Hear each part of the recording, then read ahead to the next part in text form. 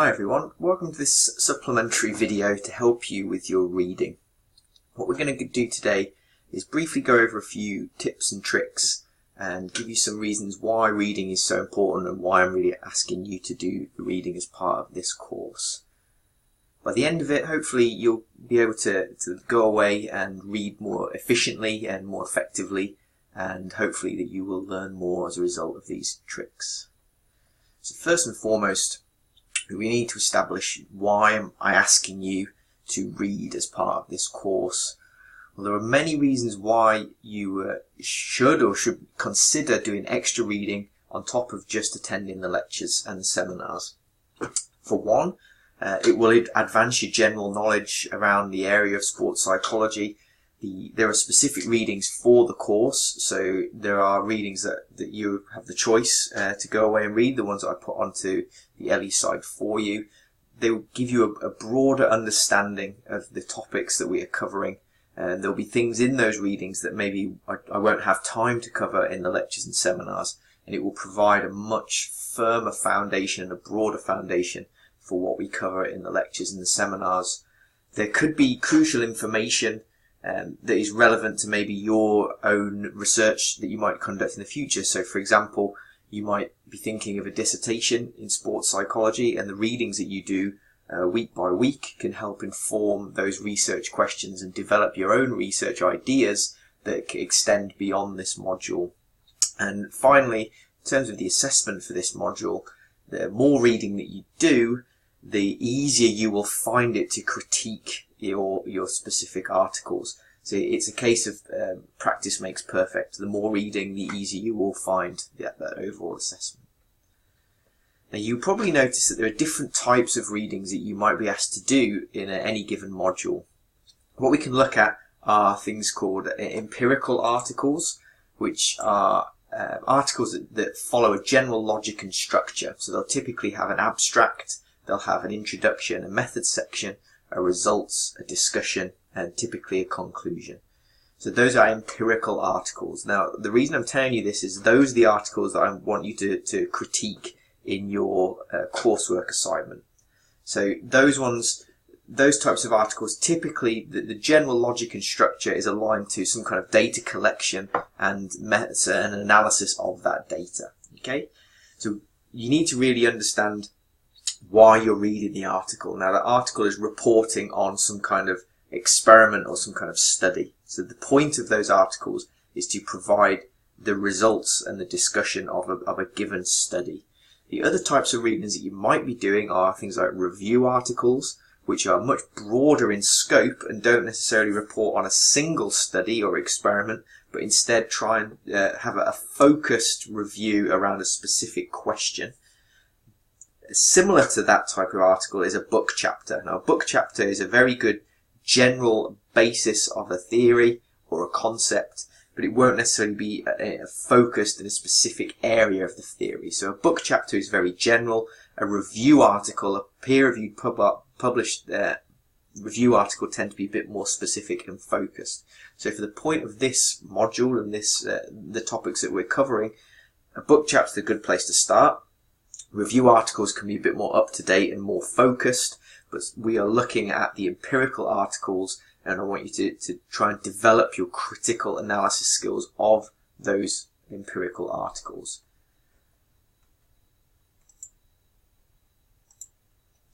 So within the empirical article, as I've mentioned before, we have the abstract, which is a good place to start. It's a brief summary of the hypothesis, the methods, the results, and usually some kind of implication section. It's a good place to start because you can filter out things that you don't need to read. So if you read the abstract and you immediately recognize, having read the title as well, that it's probably not relevant to what you're looking for, you can discard it without wasting too much time. So it's always a good place to start. You've then got your introduction, which will give you some kind of background information. So an introduction is not necessarily a literature review per se. A literature review might take you through the historical development of a construct, whereas an introduction is much more focused and is more like a sales pitch. So they're trying to sell a specific research question to you. It might include some kind of theoretical framework and the hypothesis, or or put differently, it will give you a purpose statement telling you what the study is about and what they expect to find. The methods is sometimes known as a methodology section, tell you about how they've done that, how they've collected the data, how they've analysed the data. The results are fairly self-explanatory, and they report on what's been found, and then the discussion is the author's interpretation of those results, and then some core conclusions and maybe some future research directions. Now, the order in which you read an article is something that you can decide in your own time. I typically will go to the methods and the results first, and then the introduction later, but it really is up to you. So a few tips and tricks that I wanted to share with you to hopefully not only speed up your reading, but make it more efficient. Some things you can do very simply, some things require some software. So I'm hopefully going to go through some brief tips and some brief tricks that I hope will help you understand. So generally speaking, what I try and do is try and get the big picture first, try and understand what the study is actually about. So a common misconception is that you just need to read an article once. I would disagree with that. I'd say that you need to read it probably at least twice, but in very different ways. So the way that I read first is to try and get the big picture and try and get some understanding of what's actually happening in general. So I go from the general to the particular. Now I personally use a couple of different ways of doing that. So if I just move across an article, so I'll show you, here's an article in front of you. So one method that I've used before would be to first off read the abstract, but then read just the first sentence of each paragraph. So I read this sentence, then I move to the next paragraph, and then I'll read the first sentence of the next paragraph, and move down and read the first sentence of the next paragraph, and so on and so forth. So in this way you can get through the article very, very quickly, and if it's written well, these first sentences should give you that general information. It's not going to give you the specifics, that's for a different read, but for the time being you can get a lot of general information just by reading the first line of each paragraph. Okay? If you only read the first line of the paragraph, you're going to be missing important things. So that comes back to this idea of reading several times. Okay? So go through, read the first line, you're looking at this idea of the general. Okay? Another method that I use is a piece of software called Readsy. So this piece of software is free, it's online, it's using something called spritzing. But this website, Readsy, it's www.readsy.co. You can upload PDFs or you can just input information here. So I've got this set up at 500 words per minute. So if we slow it right down to show you what's actually happening here, is I've uploaded an article into here. If I just press play, the purpose of this is to focus the eye on the red letter. Okay, and you can read through an article one word at a time. Now I like this because as you develop your skills, I'll move up to, this is 500 words per minute, so this is the current speed that I'm working at. So I can read an article and you see how the words fly by. Now, with a bit of practice, you will be able to take this information in. It's not just flicking through on screen, you do actually read it, you do take it in. So as you can see, this article is 16,000 words long and we are ticking over at pace, nice kind of 500 words per minute. That is quite a quick reading speed.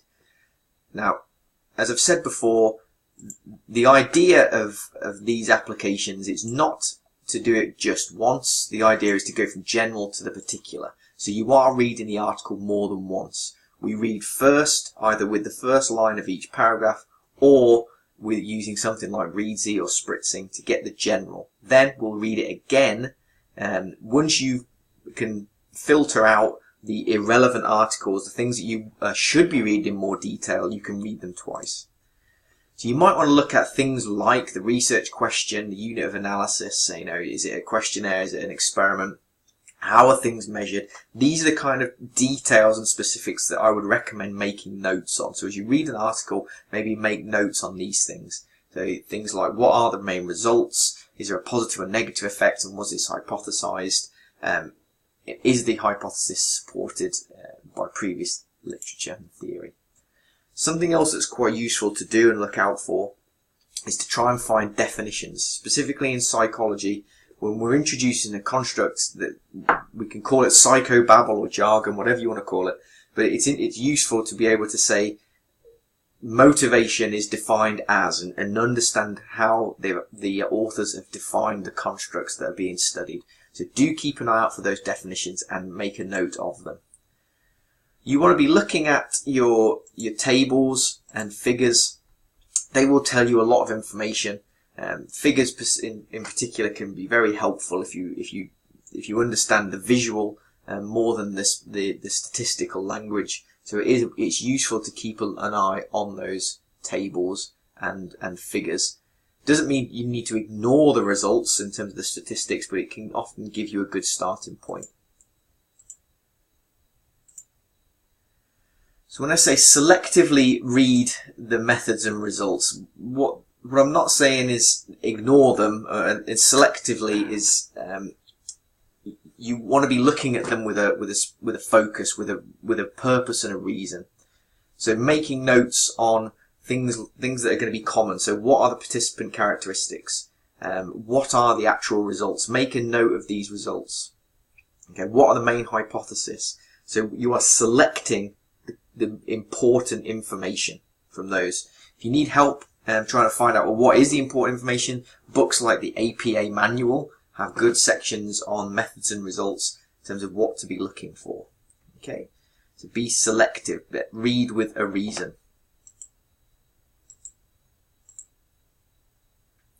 Okay, those are the tips and tricks for this module.